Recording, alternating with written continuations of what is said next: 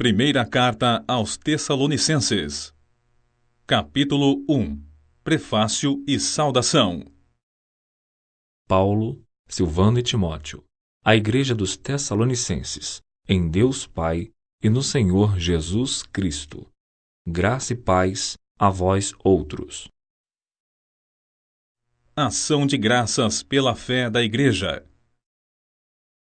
Sempre agradecemos a Deus por todos vós, mencionando-vos em nossas orações. Recordamo-nos constantemente na presença do nosso Deus e Pai, do vosso trabalho que resulta da fé operosa, do amor fraternal abnegado e da perseverança que vem de uma convicta esperança em nosso Senhor Jesus Cristo.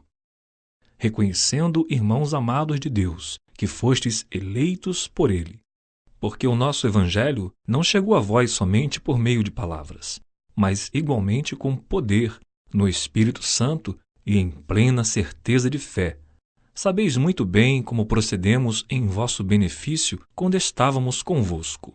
De fato, vos tornastes nossos discípulos e do Senhor, pois, apesar de muito sofrimento, recebestes a palavra com alegria que vem do Espírito Santo. Dessa forma, vós tornastes o padrão de fé para todos os crentes que estão na Macedônia e na Acaia. Porquanto, a partir de vós, não somente a palavra do Senhor foi proclamada na Macedônia e na Acaia, mas também a vossa fé em Deus tornou-se conhecida em todos os lugares, a ponto de não ser necessário que acrescentemos mais nada a isso, porque todos eles relatam de que maneira fomos recebidos por vós, e de que maneira vós convertestes dos ídolos a Deus, para servirdes ao Deus vivo e verdadeiro, enquanto aguardais do céu seu Filho, a quem ele ressuscitou dentre os mortos, Jesus, que nos livra da ira que certamente virá. Capítulo 2. A verdadeira pregação da palavra. Irmãos, vós mesmos sabeis que não foi inútil a visita que vos fizemos, apesar de termos sido maltratados e muito ofendidos em Filipos. Como é de vosso conhecimento, nosso Deus nos proporcionou uma disposição corajosa para vos anunciar seu Evangelho em meio a grandes batalhas, pois a nossa exortação não tem origem no pecado, nem tampouco em motivos impuros, muito menos temos qualquer intenção de vos enganar. Pelo contrário, visto que somos homens de Deus, aprovados por Ele para nos confiar seu Evangelho, não pregamos para agradar as pessoas, mas sim a Deus, que prova o nosso coração. A verdade é que jamais nos utilizamos da linguagem bajuladora, como bem sabeis, nem de artimanhas gananciosas. Deus é testemunha desta verdade. Da mesma forma, nunca nos dedicamos a buscar honrarias, quer da vossa parte ou mesmo de outros, muito embora, como apóstolos de Cristo, pudéssemos ter solicitado de vós o nosso sustento. Todavia, agimos entre vós com todo desprendimento, como a mãe que acarinha os próprios filhos.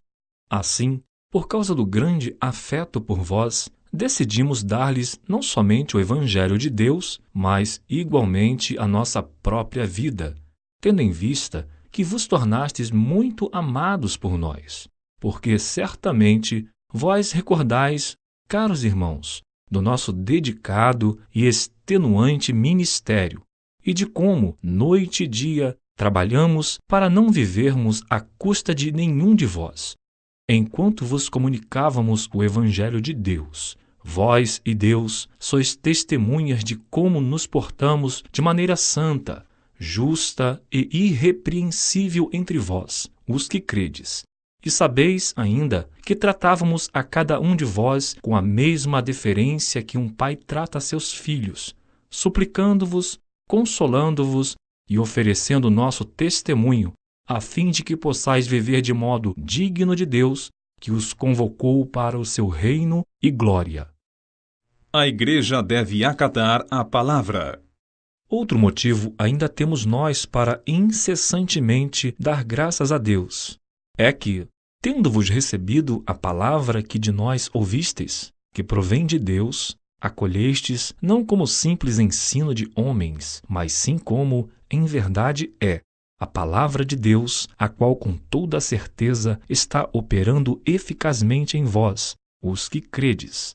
Tanto é assim, queridos irmãos, que vos tornastes discípulos das igrejas de Deus em Cristo Jesus, que estão na Judéia. Afinal, também vós padecestes da parte de vossos próprios patrícios as mesmas crueldades que eles, por sua vez, sofreram dos judeus, os quais não somente assassinaram o Senhor Jesus e os profetas, como igualmente nos perseguiram. Eles fizeram o que era mal diante de Deus e são hostis a todos, esforçando-se ao máximo para nos impedir de pregar aos não-judeus, a fim de que estes sejam salvos. Dessa forma, seguem acumulando seus pecados. Contudo, sobre eles chegou finalmente a ira de Deus.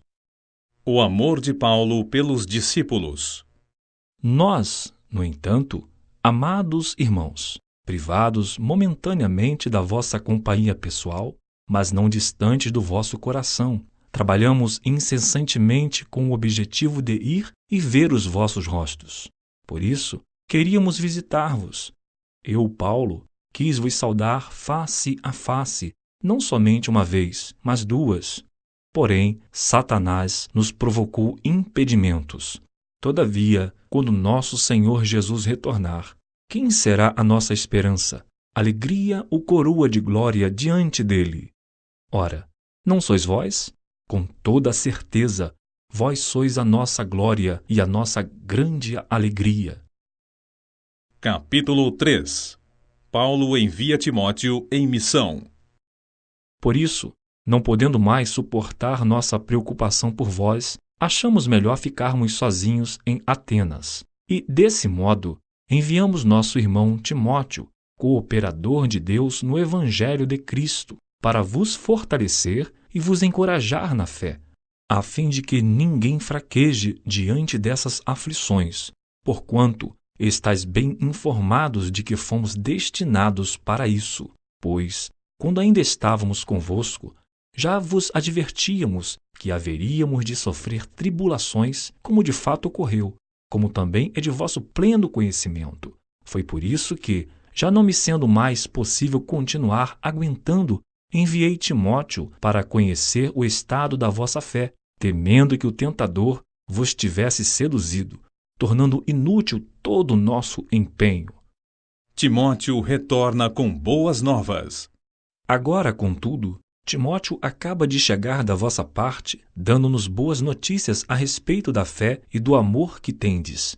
Ele nos relatou que é permanente a vossa lembrança afetuosa quanto a nós, e que é grande o vosso desejo em nos ver pessoalmente, da mesma forma como nós ansiamos por ver-vos. Por isso, irmãos, em toda a nossa necessidade e tribulação, nos sentimos encorajados quando soubemos da fé que tendes.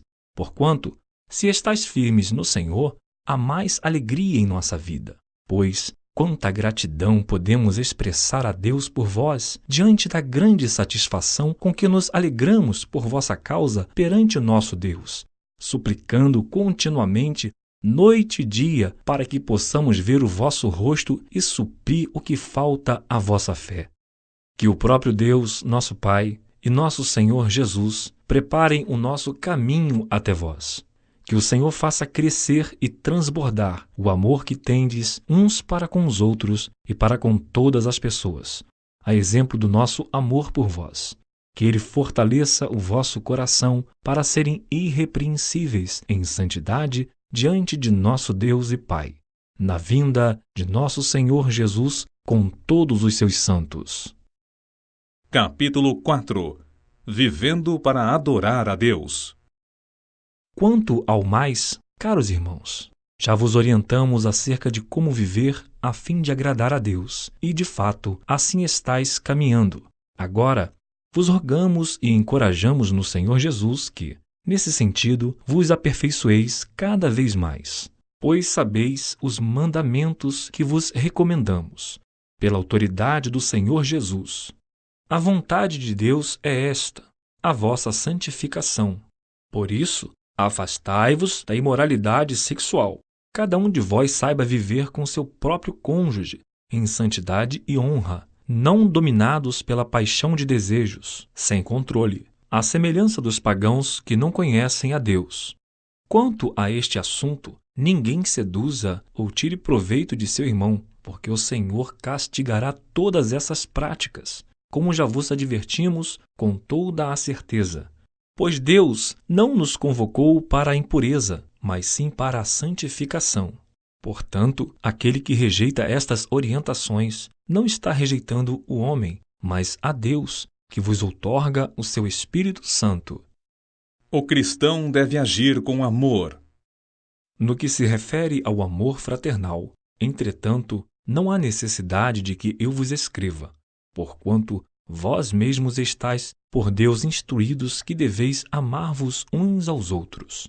E, na verdade, estáis praticando esta ordem, mesmo para com todos os irmãos em toda a Macedônia. Todavia, vos encorajamos, queridos irmãos, que vos aperfeiçoeis nisto cada vez mais, buscando viver em paz, cuidando cada qual da sua vida e trabalhando com as próprias mãos, como já vos orientamos, de modo que vos porteis com dignidade para com os de fora, e de nada venhais a necessitar da parte deles. A volta de Cristo e os crentes. Não desejamos, no entanto, irmãos, que sejais ignorantes em relação aos que já dormem no Senhor, para que não vos entristeçais como os outros que não possuem a esperança. Porquanto, se cremos que Jesus morreu e ressuscitou, da mesma maneira devemos crer que Deus, por intermédio de Jesus, trará juntamente com ele os que nele faleceram. Afirmamos a todos vós, pela palavra do Senhor, que nós, os que estivermos vivos, quando se der o retorno do Senhor, certamente não precederemos os que dormem nele. Pois, dada a ordem, com a voz do arcanjo e ao ressoar da trombeta de Deus, o próprio Senhor descerá dos céus, e os mortos em Cristo ressuscitarão primeiro. Logo em seguida, nós, os que estivermos vivos sobre a terra, seremos arrebatados, como eles nas nuvens, para o encontro com o Senhor nos ares. E assim, estaremos com Cristo para sempre. Consolai-vos, portanto, uns aos outros com estas palavras. Capítulo 5. Cristo retornará em breve. Caros irmãos, em relação aos tempos e épocas, não é necessário que eu vos escreva, pois vós mesmos estáis bem informados de que o dia do Senhor virá como ladrão à noite. Quando vos afirmarem paz e segurança, eis que repentina destruição se precipitará sobre eles, assim como as dores de parto tomam uma mulher grávida, e de forma alguma encontrarão escape. Revestir-se de Cristo e vigiar. Entretanto, vós, irmãos, não estáis vivendo nas trevas, para que esse dia, como se fosse um ladrão, vos ataque de surpresa. Porquanto vós todos sois filhos da luz e filhos do dia. Nós não somos da noite, muito menos das trevas. Assim, pois, não durmamos como os demais, mas estejamos alertas e sejamos sóbrios, pois os que dormem adormecem de noite, e os que se embriagam é de noite que se embebedam. Nós, no entanto, que somos do dia, sejamos sóbrios, revestindo-nos da armadura da fé e do amor, tendo por capacete a esperança da salvação. Porque Deus não nos designou para a ira, mas para sermos contemplados pela salvação por intermédio de nosso Senhor Jesus Cristo. Ele morreu por nós para que, quer estejamos acordados, quer dormindo, vivamos unidos a Ele. Por isso, aconselhai-vos e encorajai-vos mutuamente, como de fato já estáis fazendo. Como manter o fogo do Espírito. Caros irmãos, agora vos suplicamos que dedicais toda a consideração para com os que se esforçam no ministério, os quais vos lideram e aconselham no Senhor, e que os tenhais na mais alta estima, expressando vosso amor e reconhecimento pela obra que realizam para convosco. Caminhai em paz uns com os outros. Irmãos, Também vos exortamos a que admoesteis os sonolentos, consoleis os desanimados, ampareis os fracos e sejais pacientes para com todos. Evitai que ninguém retribua o mal com o mal, mas encorajai que todos sejam bondosos uns para com os outros. Conservai permanentemente a vossa alegria. Orai constantemente. Dai graças em toda e qualquer circunstância, porquanto essa é a vontade de Deus em Cristo Jesus para convosco. Não apagueis o fulgor do Espírito. Não trateis com desdém as profecias, mas examinai todas as evidências, retende o que é bom. Afastai-vos de toda forma de mal. Oração pela vida integral da Igreja. Que o próprio Deus da paz vos santifique integralmente. Que todo o vosso espírito, alma e corpo sejam mantidos irrepreensíveis na vinda de nosso Senhor Jesus Cristo. Aquele que vos chama é fiel, e ele também o fará. Pedido de oração e saudação final. Irmãos, orai por nós. Saudai todos os irmãos com um beijo santo. Encarrego-vos pelo Senhor que esta carta seja lida para todos os irmãos. Bênção apostólica. A graça de nosso Senhor Jesus Cristo esteja em todos vós.